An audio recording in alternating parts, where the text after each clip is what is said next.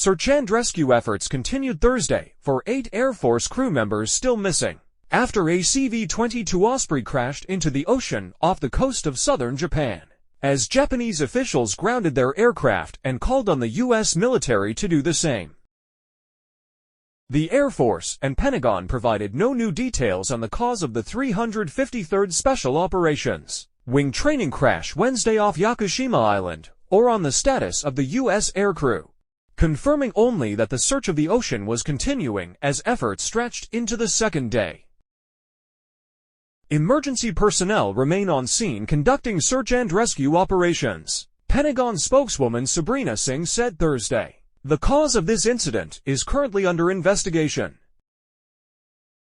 A Wednesday statement from Air Force Special Operations Command said the CV-22 Osprey was on a training mission off the shore of the island with 8 airmen aboard. Japanese Coast Guard officials told local outlets and the Associated Press that one person who had been recovered from the crash was dead, but U.S. military officials, who often won't confirm the identity of troops who die until next of kin has been notified, have not confirmed that information on the record. While U.S. officials remain tight-lipped about the crash, multiple Japanese officials were publicly vocal about their concerns with the aircraft following the incident and called for their own country's fleet of Ospreys to be grounded amid investigations into Wednesday's crash.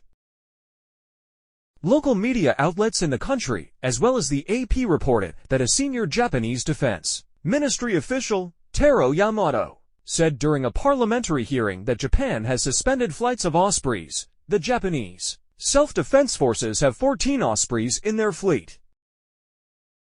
Japanese Chief Cabinet Secretary Hirokazu Matsuno also told reporters the country asked the U.S. to ground its Ospreys in Japan unless they're being utilized for the search and rescue efforts until their safety is confirmed, the AP reported. Japanese Defense Minister Minoru Kihara also said in a parliamentary hearing Thursday that the country requested the U.S. to conduct flights of Ospreys after their flight safety is confirmed. The occurrence of such a major accident causes great anxiety to the people of the region, and it is truly regrettable, Kihara said. Singh told reporters during a Pentagon press briefing Thursday that the department was not tracking an official request from the Japanese government. When asked whether the ally should not be concerned with the safety of the V-22, Singh said she was not going to speak for the Japanese government, and responded only by saying an investigation is ongoing. Right now, the Ospreys are still operating in Japan, Singh said. Right now, our focus remains on search and rescue efforts. In addition to a series of deadly incidents in recent history with the Osprey, there have also been concerns with the Marine Corps' aircraft in the same region just 2 months ago. Military.com reported that on September 14, within just 2 hours of each other, 2 Marine V-22 Ospreys diverted due to cockpit caution indications in the aircraft while flying near Japan's southwestern island chain. The aircraft landed safely, the service said at that time, and no injuries or fatalities were reported by the Marine Corps.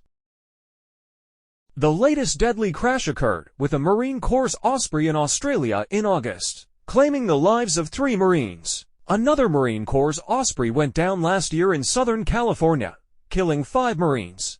Investigation findings released in July showed the cause of that crash in California was a hard clutch engagement, or HCE, a mechanical issue that has plagued the aircraft for more than a decade. Despite those problems, Air Force and Pentagon officials have told Military.com in recent months that they remain confident in the aircraft. When asked by reporters Thursday whether that was still the case, Singh didn't directly answer the question. Instead, she stressed that she didn't want to get ahead of the investigation, and that there's a true commitment to safety when it comes to any of our airmen operating any aircraft. Lt.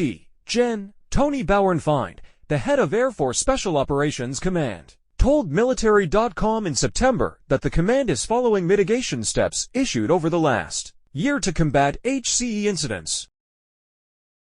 We're very confident in the mitigation steps that we've done, Bauernfeind said. With respect to the CV-22 at large, it is answering a long-held requirement that no other capability can answer in the special operations community as we go forward.